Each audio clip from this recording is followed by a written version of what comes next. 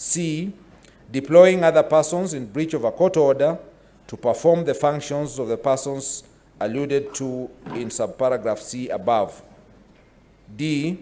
Appointing unqualified persons, namely Edwin Mutuma Morangiri, Kenneth Mwiti Riungu, and Gitobu Nkanata, as acting chief officers without the requisite competitive recruitment and recommendation of the County Public Service Board. E.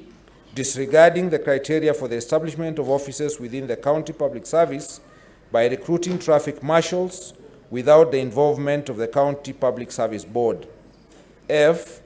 Usurping the powers of the County Public Service Board by creating offices of the traffic marshals, which is the sole preserve of the County Public Service Board.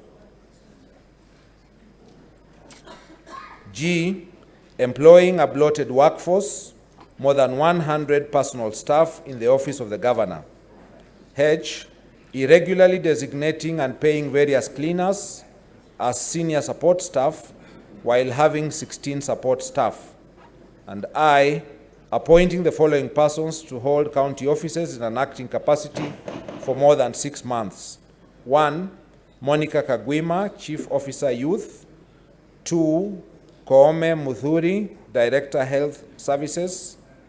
3. Francis Mungai, CEO County Revenue Board.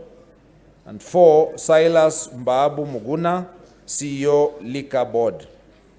Charge number 5, contempt of court.